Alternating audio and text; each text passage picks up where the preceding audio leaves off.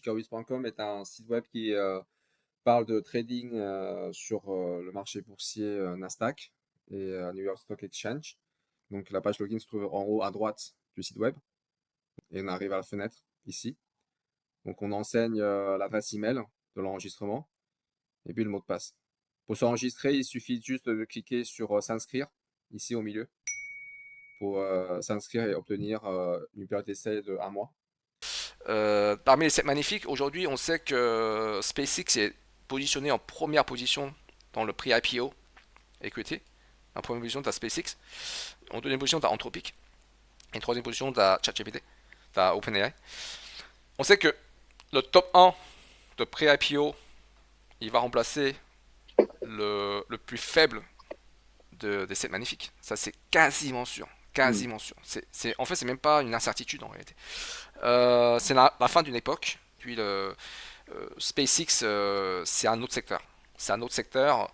Hmm. Quand tu regardes les 7 magnifiques, est-ce qu'il y a quelque chose qui ressemble à SpaceX? Est-ce qu'il y a du New Space dedans? Il n'y en a pas. Il n'y a pas de New Space dedans. Donc c'est un moyen de diversifier en fait. C'est un moyen pour les 7 magnifiques de se diversifier. Parce que dedans, si on regarde bien, c'est semi-conducteur pour Nvidia, logiciel pour Meta, voiture électrique pour Tesla, Amazon c'est e-commerce, Alphabet et Microsoft c'est informatique. Et donc, SpaceX permet de diversifier les 7 magnifiques et permet d'avoir une porte d'entrée dans le New Space. En fait. C'est pour ça que Hmm. c'est pour ça que je fais la pub. Je ne travaille pas chez SpaceX, hein, attention. Je, pas, je sais pas de part. C'est sûr? C'est sûr. Je pense que je n'ai pas de porte d'entrée chez SpaceX. Mais en tout cas, SpaceX c'est une porte d'entrée dans le secteur de New Space. Et c'est pour ça que extrêmement intéressant de suivre ces sociétés. Alors ensuite, compte tenu de la capitalisation actuelle, c'est 2000 milliards. Donc si tu compares avec Nvidia, on n'est pas loin là en fait. Capitalisation de Nvidia, capi de Nvidia, donc bourse. Aujourd'hui, on sait que Nvidia elle est valorisée à 4800 milliards. Donc d'un côté 4800, de l'autre côté 2000. Nvidia c'est 2 fois plus que SpaceX. Et si on regarde cette entreprise-là, si on regarde les 7 magnifiques, donc on regarde les capis des 7 magnifiques, bon, ça c'est un truc qu'il faut connaître lorsqu'on s'intéresse à l'économie mondiale. Hein. Hmm. Donc, alors, si on regarde les capis, alors est-ce que c'est des notes quelque part bah, on peut regarder sur TickerWiz, hein. Alors, je fais la pub pour mon site web. Donc sur TickerWiz, tu as analyse fondamentale, ok. Tu vas regarder c'est magnifique. Donc on avait dit les c'est magnifiques, sont les Nvidia. Donc je retape la même chose. Nvidia, Meta, Tesla. Il faut qu'on ait par cœur les tickers. Amazon, euh, Google, ensuite Microsoft et Apple. Donc analyse fondamentale. Donc là, on va récupérer les fondamentaux, donc les chiffres les plus importants de leur bilan. Et ensuite, on va comparer. Donc, on va comparer par exemple, les trucs les plus importants, par exemple les assets. Voilà, les assets. Donc on a Amazon qui, qui a des assets très importants. Donc, les liabilities, c'est les dettes. Donc, equity, c'est les investissements. Donc là, ce qu'on voit, c'est que les revenus les plus spectaculaires, ça vient d'Amazon, ok, malgré les dettes les plus importantes aussi. Ensuite, on va rechercher Apple. Hein. Apple, c'est relativement faible, quoi, tu vois. Euh, Tesla, Apple. Ouais, Tesla, c'est faible aussi. Donc, alors, évidemment, si on vire pas Apple, on vire Tesla. Hein. Si on regardait l'analyse quantitative, on regarde la courbe marge nette par rapport aux croissances de revenus. Là, on voit que Tesla est très mal situé par rapport aux autres six sociétés de la cette magnifique. What are capitalization of the seven magnificent? Ok, au Nasdaq. Ok, on va te monter à ChatGPT. Hein. Peut-être que ChatGPT à la solution. Donc, les 7 magnifiques sont Apple, Microsoft, Google, Amazon, Nvidia, Tesla, c'est correct. I don't have live market data, so I can give exact current capitalization. To seek up-to-date market cap, go to finance, nasdaq.com, search ticker. Bon, ok. Look for market cap. Bon, ChatGPT n'a pas de solution à notre problème, mais il nous a donné une piste. Ah, voilà. Company market cap. Ah, voilà, on a les market cap. Donc, 4800 pour Nvidia, 4085 pour Alphabet, 4000 pour Apple, 3000 pour Microsoft, 2000 pour Amazon. Ah, c'est pas les magnifiques parce qu'il n'y a pas de Broadcom, il n'y a pas de SMC. Il y a un problème. C'est pas ça. C'est pas ça ils sont pas à jour ou je sais pas. Parce que en fait, quand tu désignes les 7 magnifiques, c'est Tesla et Meta. Ici, il n'y a ni Tesla ni Meta. Donc Tesla 9ème. Ah, je sais pourquoi. Parce qu'ils ne sont pas sur Nasdaq. TSMC, c'est en Chine. Ils sont pas sur Nasdaq. Et Broadcom, c'est pas sur Nasdaq non plus. D'accord. Donc ces deux-là, 6 et 7 n'existent pas. 6 et 7 n'existent pas sur Nasdaq. D'accord. Donc 7 c'est en Chine. Et Ouais. 6 c'est aux États-Unis, mais ailleurs. À Nice ou ailleurs. Mais c'est pas sur Nasdaq. Donc on enlève 6 et 7, donc c'est bon. Donc 1, 2, 3, 4, 5, 8, 9. Voilà. Donc ça fait 7. Ça fait 7. Ok. Donc le plus faible c'est Tesla. Donc, ok. Donc 2000. Alors on a dit que SpaceX c'est 2000 milliards. Donc 2000 milliards, ça veut dire qu'on dépasse Tesla et on dépasse Meta. Ok. Et on est arrivé à peu près à Amazon. Donc, d'accord. Donc alors, peut-être que c'est pas Apple qui va s'en aller, mais peut-être que ça peut être Meta ou Tesla qui va s'en aller. Ok. Donc c'est trois choix. Apple, Meta, Tesla. Donc, le pari est ouvert, mais je peux te parier que SpaceX va entrer dans les 7 magnifiques. Alors, qui va remplacer qui SpaceX va-t-il remplacer Tesla ou Meta ou Apple? Je sais pas. D'un point de vue sur l'évolution des cours de la bourse, ce serait plus Apple qui va partir. Ok, parce qu'Apple Hmm. elle est seulement cotée à 100, 150 dollars. Ça, c'est Apple. Alors que Nvidia est cotée à 300, 300 dollars, 350 dollars. Nvidia, ils sont au top du top, hein, de toute façon. Ouais. Et pareil pour. Ouais, ouais, Bah ouais, ouais, parce que bah, si tu. ça, Sur ouais. ton Ticketwiz, tu peux évaluer ton stock picking. Hein, ok. Donc tu prends Moi, les. il y aurait une balance entre Tesla et Apple, hein, pour être honnête. Le Tesla est surcoté. Ouais. Bah si tu regardes l'évolution, alors Même, attends. même s'il y a les robots taxis, il est surcoté. Ouais, c'est clair. Tesla a toujours été Donc surcoté. c'est entre Tesla et Apple, hein. Ouais. On peut pas dire que c'est que Apple, hein. Oui, c'est vrai. T'as raison. C'est entre les deux. Je suis d'accord. Je suis tout à fait d'accord avec ton analyse. Hmm, C'est hmm. un point de vue correct. Donc voilà. Si on regarde sur Eval, Ah, ça dépendra de ce qui va se passer entre deux dans les prochaines ouais, semaines, prochains mois. exactement, ouais. Alors, Et surtout le nouveau PDG d'Apple.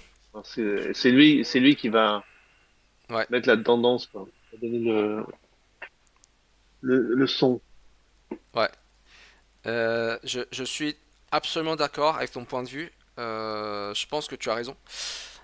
Donc maintenant, on va regarder sur TickerWiz. Donc dans TickerWiz, dans le panneau Eval Stock Picking, ok, dans cette évaluation, tu peux rentrer deux dates. Donc le début, maintenant il y a un mois et maintenant. Donc on regarde l'évolution.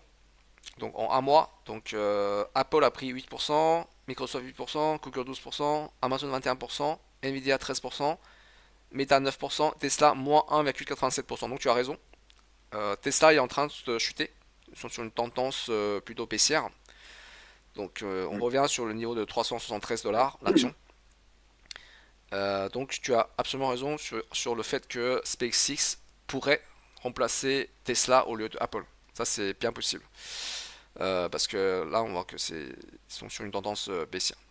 Alors après ça change pas pour Elon Musk, hein, parce que Elon Musk il est PDG de Hmm. Tesla, il est aussi PDG de SpaceX. Donc ça change rien pour lui en fait. Maintenant tu regardes les market news. Est-ce que j'ai quelque chose sur market news? Je sais pas. Enfin on va regarder ça hein, par hasard. Alors, donc les derniers news que j'ai, c'est sur. Est-ce que c'est sur quelque chose sur Elon Musk? Non, Elon Musk refinance les dettes sur le Summer IPO. Ok. Donc euh, ah oui, parce que ils veulent. Ah oui, en fait, ils veulent rembourser la dette de xAI par l'argent de IPO de SpaceX en fait. C'est ça que grosso modo ça veut dire. Parce que xAI c'est une courbe financière. Donc ça consommait beaucoup d'argent. Donc il veut prélever de l'argent sur la bourse pour rembourser la dette de XAI. Voilà, grosso modo ce que ça veut dire. Donc Daily Market Price, donc on clique sur Magnificent 7, donc les 7 magnifiques, sur le panneau Daily Market Price de TickerWiz. D'accord. Donc on a les 7 titres actuels, on a les volumes disponibles sur le marché, et le volume weighted, donc le volume divisé par le prix coté. Ok, donc là ce qu'on voit c'est que parmi ces magnifiques, là où il y a plus de risques, c'est là où il y a le plus faible d'échanges. Donc on va trier par les échanges. Donc il y a Meta faible échange. Et en fait, Meta, c'est dangereux pour Meta. Meta peut perdre aussi sa place de cette magnifique. Parce que donc, son VW, donc VW, c'est-à-dire le volume par rapport au prix coté, on voit que c'est très élevé. Hein. Donc ça veut dire qu'il est surcoté. Meta est surcoté, est beaucoup plus surcoté que Google, Apple, Microsoft, Amazon, Tesla et Nvidia. D'accord. Donc ça veut dire que si on a un point de vue porté sur le weighted volume, Meta est aussi dangereux. Donc d'accord. Donc on va choisir les trois candidats. Les trois candidats pour laisser leur place à SpaceX, ce sont Meta d'un point de vue surcoté. D'un point de vue stock price, c'est Apple. On a dit que c'était Apple. Et enfin, on avait vu que euh, Tesla, Tesla est peut-être aussi euh, pas très, enfin pas en tout cas en ce moment pas assez consolidé. Donc voilà, donc les paris sont ouverts. Donc pour un point de vue consolidation du business plan. Voilà, donc les trois candidats pour être remplacés, donc qui ont cédé la place, c'était la place A SpaceX. Donc le ticker de SpaceX pour rappel c'est SPAX, SPAX. Donc voilà les trois choix. Aujourd'hui nous sommes le 24 avril 2026 et l'IPO aura lieu dans exactement un ou 2 mois. 2 mois on va dire en juin. Donc on prédit que dans 2 mois il y aurait une de ces trois sociétés qui va céder sa place de cette magnifique à la place de SpaceX. Voilà. On va garder cette vidéo sur notre historique. On reverra notre prédiction dans 2-3 mois. D'accord. On verra, Ok. on verra si on a raison ou pas. Je pense qu'on aura raison parce que vu l'ampleur de SpaceX et vu le market cap actuel de C'est Tesla, clair. donc voilà, donc il y a Encore, tu peux voir. Hein. Tu peux voir. Hein. market cap faible, le plus faible des 7 magnifiques. En fait, Elon Musk, finalement, il remplace sa société par Ouais, si c'est Tesla, il remplace sa société par sa société. Donc il reste, c'est ça, en fait. exactement. Il reste dans le C'est magnifique. Il a remplacé Tesla par Et SpaceX. ça change rien pour lui. Ça change rien, absolument pas. Voilà. Donc, ok, donc Je pense même qu'il valorise plus SpaceX que Tesla, parce que Tesla, pour lui, c'est peanuts, je pense, et SpaceX, c'est vraiment le big challenge de sa vie, quoi. ouais, parce que il veut faire la colonisation extraterrestre. Ouais. Il veut la faire. Je pense que Tesla, peut-être Tesla, il va la démanteler, il va la jeter, et il prend SpaceX, ça va lui prendre tout son temps, SpaceX, je pense. Ah, c'est mon avis. Ouais, absolument, absolument. Je suis absolument d'accord avec ta conjection. Je pense que Tesla, c'est un passage. Voilà, c'est un tremplin. C'est un tremplin pour aller plus loin. Maintenant, quel est le but de la vie de Elon Musk? Je pense que c'est un peu lié à ce qu'il fait avec SpaceX, à savoir un rêve de la science-fiction accompli, la colonisation spatiale. Faut savoir que dans les années 80-90, il y avait plein de films science-fiction, Blade Runner, Duke Nukem, tu Mm. vois, des films, à travers ces films et jeux vidéo, on nous a jeté dans un rêve de l'extraterrestre, quoi, dans un rêve Mm. de partir plus Non, mais il est loin. dedans, hein. Il est dedans, ouais. On est plein de temps, ouais. Il est carrément dedans. On est dans la fenêtre du temps, quoi. Donc oui, je pense que tu as raison. À terme, si j'étais Elon Musk, je vendrais Tesla à BYD pour récupérer beaucoup d'argent. Ensuite, tout miser, faire all-in sur SpaceX. Là, ce que j'aurais fait Mm. si j'étais Elon Musk. Et Mm. all-in sur SpaceX, ça marquera l'histoire de l'humanité. Comme l'invention du feu, ou Ah, l'invention de la roue, ou l'invention de la religion. Ça marquera dans l'histoire de l'humanité parce que dans 3000 ans, on se souviendra encore du moment où on a c'est posé clair. le SMR sur la Lune, quoi. Parce que c'est important. Parce que SpaceX, ça va révolutionner le monde de lanceurs et de colonisation spatiale. Alors, peut-être deux mots rapidement sur SpaceX, sur les prochains milestones de la roadmap. Donc d'ici 5 ans, base lunaire avec SMR. SMR, ça veut dire réacteur nucléaire miniaturisé, donc de 100 kW. 100 kW, c'est une puissance suffisante pour alimenter une petite base lunaire. Falcon 9, ok, Falcon Heavy. Le problème de Mm. SpaceX, c'est le problème des Américains, c'est-à-dire les Chinois.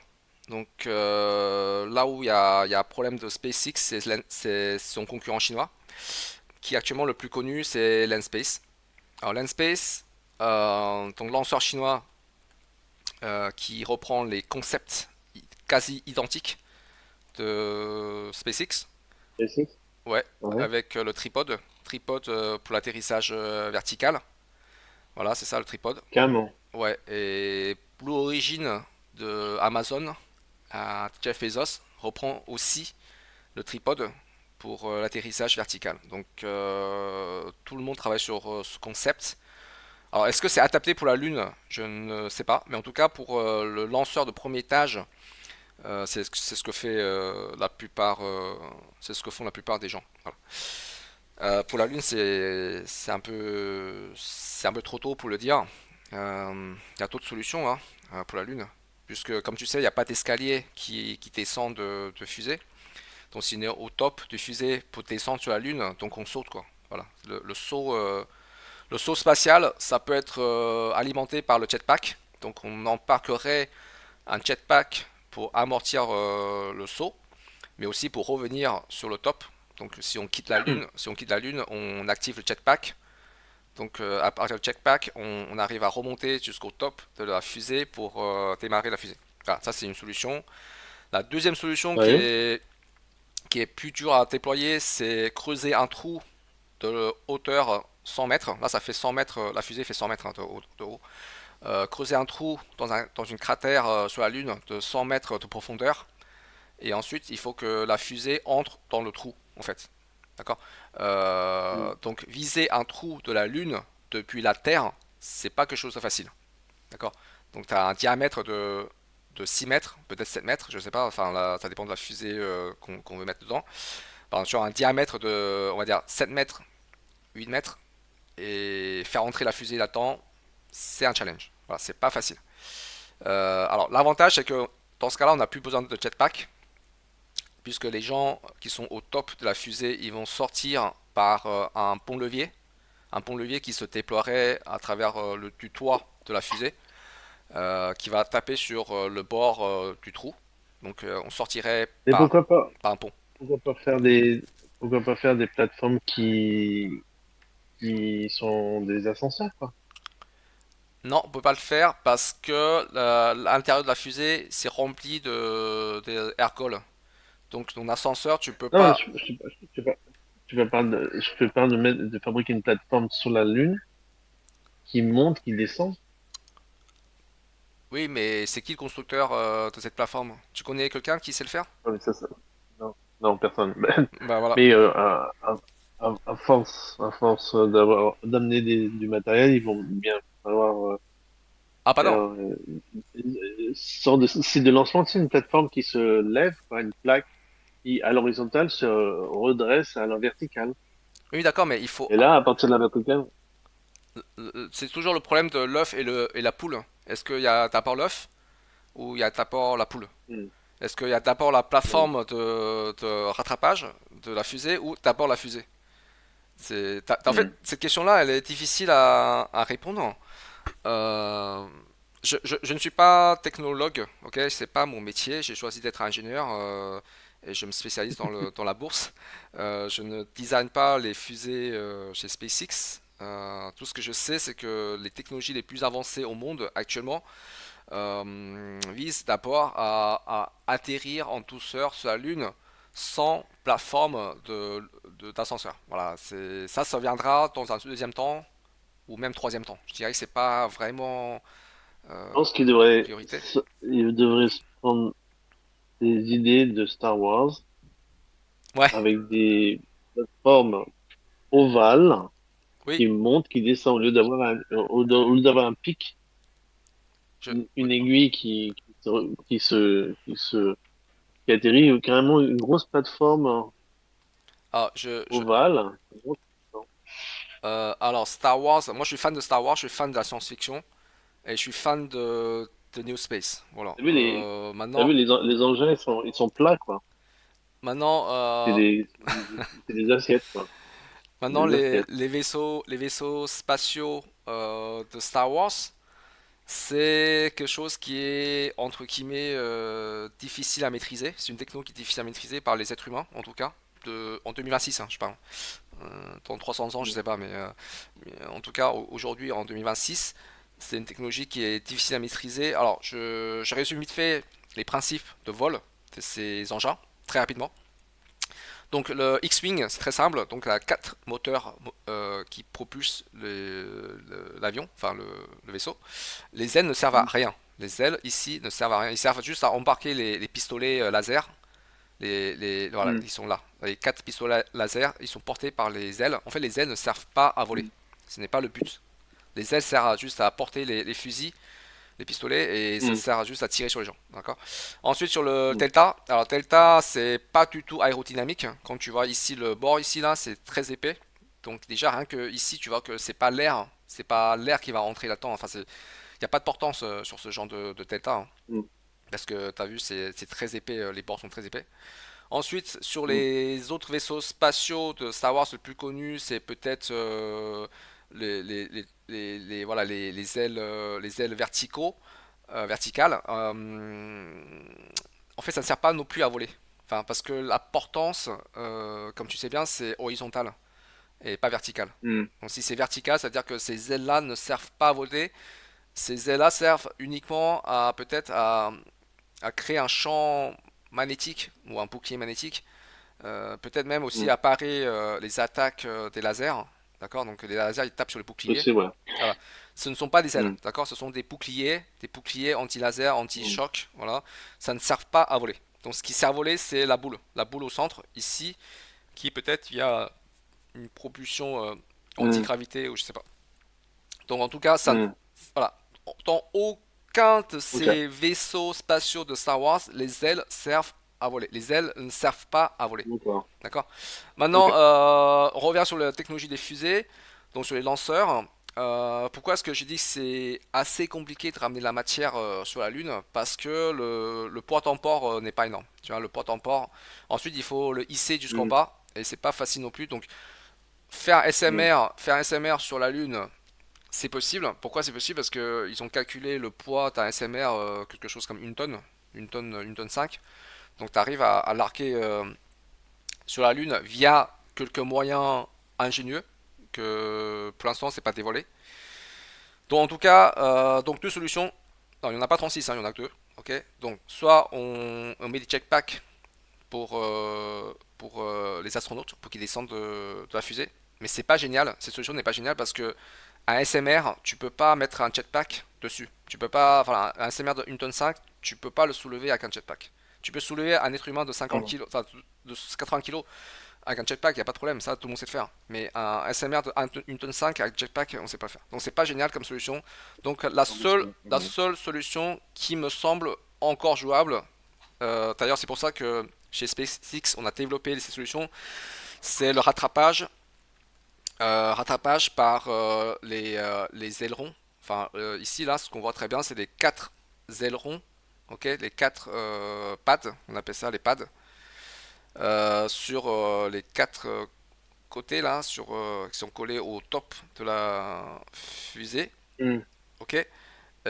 Alors, le surnom qu'on avait donné à cette fusée-là, c'est Stick, on appelle ça Stick.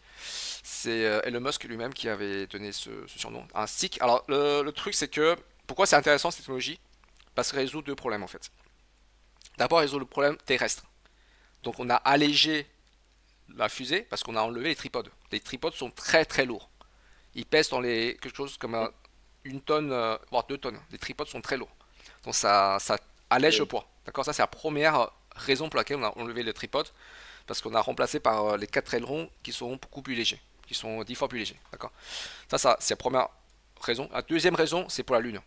C'est pour la Lune, c'est les gens qui disent que sur la Lune, on va creuser un trou, d'accord, et les quatre ailerons, ils vont toucher les bords du trou. Donc, Ah, d'accord. c'est pour ça que SpaceX veut mettre la main dessus sur ces technologies-là, parce qu'ils veulent viser l'atterrissage de la fusée sur la Lune. Alors, je dessine vite fait si vous comprenez toujours pas ce que je raconte. Donc, on a un trou énorme qui Je est, comprends, hein. qui est creusé sur la Lune. Donc, ces trous-là est fait au moins le diamètre de la fusée, hein. La fusée fait un diamètre de 8 mètres par exemple. Donc le trou il fait à peu près 8 mètres. Et donc du coup, alors par exemple, si je prends une fusée, donc là je dessine vite fait un fusée, hein. Imagine imagine les turbulences qu'il y aura quand la fusée se réajuste dans le trou. Bah, Les turbulences qu'il doit y avoir, c'est terrible, hein. en fait, il n'y en a pas tellement parce qu'il n'y a pas d'atmosphère. Il n'y a pas d'atmosphère sur la Lune. Donc, il y en a un peu, mais il n'y en a pas tellement que ça. Enfin, c'est juste les rebonds de soufflerie, quoi. Donc, du coup, Hmm. les ailerons, les quatre ailerons, là, ils vont toucher les bords du trou. D'accord. La fusée va entrer dans Hmm. le trou. Et donc, du coup, ça résout le deuxième problème, c'est comment faire sortir l'équipage du top de la fusée. Enfin, ils sortiront par les ailerons, en fait. Ce sont des ponts-leviers. Hmm. Ce sont des ponts-leviers. Alors, pour répondre à la question de turbulence, lorsque la fusée elle atterrit dans le trou, en bas là, tu vois, il doit avoir un amortisseur. Il doit avoir quelque chose pour amortir la poussée. Alors je ne sais pas encore la technologie qui sera déployée par SpaceX pour amortir le soufflerie et réduire la vibration et réduire la turbulence. Mais il doit avoir quelque chose pour absorber. Alors peut-être via une conduite en bas du trou. D'accord. Donc alors évidemment ici sur le paroi du trou, il y aura des escaliers de maintenance. Donc les escaliers maintenance permettent de descendre donc en bas du trou là. Et en fait, ça permet de vérifier que tout est fonctionnel. Alors ces escaliers de secours, dans un premier temps, je pense que seront taillés directement dans la roche. D'accord. Donc voilà, je dessine quelques marches pour que vous compreniez ce que c'est l'escalier de secours. Donc voilà, ça c'est l'escalier de secours qui seront aux alentours du paroi, donc en vertical, qui descendra au fond du trou. Donc le trou fait la profondeur de 100 mètres, puisque la fusée fait à peu près 100 mètres, hein, et diamètre 7 mètres, 8 mètres, enfin en forme enfin, qui est suffisant pour la fusée, quoi. Donc voilà, c'est pour ça que SpaceX est très intéressé par ces technologies-là, ok. Et c'est pour ça que c'est quelque chose qu'ils vont pas abandonner, ils vont continuer à travailler là-dessus. Euh, les ailerons, alors les ailerons comme ça, en fait, sont hyper fragiles. En réalité, ils sont hyper fragiles. Parce qu'il y a dans l'entrée atmosphérique, tu sais bien que la température dépasse les 1200 degrés Celsius, hein. Donc là, ils prennent un coup thermique de 1200 degrés Celsius directement sur le nez ici et sur les ailerons. Donc voilà, c'est pas facile, c'est pas si facile à penser. Mais c'est quelque chose qui résout deux problèmes d'un coup. Donc je répète, le premier problème c'est l'allègement de la fusée parce qu'on a viré les tripodes sont lourds. Et euh, deuxième intérêt, c'est l'atterrissage sur la Lune pour que l'équipage puisse sortir via le bord du trou de réception. Ok, donc on n'a plus besoin de jetpack pour descendre de la fusée et, et aussi ça permet aussi de décharger les SMR parce qu'on ne peut pas embarquer le jetpack sur la SMR et la SMR il fait 1 tonne 5. D'accord. Au moins ça résout ces deux problèmes là. La SMR peut sortir de la fusée et si on arrive à avoir SMR, on a tout. Voilà, on a tout. On a le réseau GSM, Wi-Fi, enfin Internet, à la Lune parce qu'on a l'énergie quoi. Alors après tu vas me dire mais on alimente quoi? Qu'est-ce qu'on fait pour alimenter? Alors en fait c'est très simple. Ils sont alimentés par des minéraux qu'on trouve sur la Lune. En fait les scientifiques ils ont bien vu que sur la Lune on a énormément de matériaux fissibles et qu'on peut utiliser dans les centrales nucléaires en fait.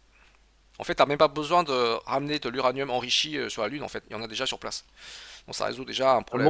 bon? Ouais, il y en a déjà énormément sur place. Il y a de l'uranium Il y a, des- il y a, sur la Lune. il y a des matières fissibles. Alors je sais pas si c'est vraiment de l'uranium, mais en tout cas, la matière fissible sur la Lune, on en trouve D'accord. voilà, assez régulièrement un peu partout, en fait. Donc du coup, même pas besoin de sortir ta barre d'uranium, quoi. Ok. Donc voilà, donc c'est facile à ce point-là. Maintenant, pour l'eau, alors l'eau, il y en a aussi. Sur la Lune, il y en a. C'est enfoui et c'est vers les pôles. Voilà, donc l'eau sur la Lune, il y en a hein, sous forme de blocs, puisque c'est sous-sol en fait. Donc l'eau, il y en a. Donc voilà, l'eau, l'uranium, SMR, fusée réutilisable, c'est possible. C'est pas impossible, c'est possible. Maintenant, quand est-ce qu'on y arrive et par quelle manière on y arrive, ça on ne sait pas encore. C'est pour ça qu'aujourd'hui on parle de SpaceX, parce que SpaceX, en tout cas sur la roadmap, permet de résoudre pas mal de problèmes pour la colonisation sur la Lune. Bon, moi j'ai terminé ce que j'ai envie de Ok. dire aujourd'hui. Super. Ouais. Génial. Ouais. Est-ce que tu as des choses Très bien. Ouais. Bien. Non, non, on a vraiment vu bons sujets. Super. Ouais. On va enregistrer ça quelque part. Et on verra que Mm. notre prédiction sur les trois candidats à céder la place à SpaceX, ça va être possible. Je prends les paris. Je prends le pari. Tu vas sur Polymarket. Alors Polymarket est interdit en France, hein, Voilà. attention. C'est censuré. Mm. Mais voilà, après je dirais que ces prédictions-là sont pas si difficiles à faire en fait. En réalité, n'importe qui Mm. peut comprendre rapidement. T'as pas besoin d'être technologue pour comprendre ce que c'est, Mm. voilà quoi, les enjeux de notre époque. Ok. Ok, Bon, bah merci deal est Laurent. né. Ouais, bah ouais, Voilà. bah Ça bon deal. marche. Ouais, allez, bonne soirée. Hein. Salut. Bye. Salut, ciao. Take a risk with a day to drive. Stock market making move come alive. Bots on the block staying in the sky. Cash flow high, we never say bye.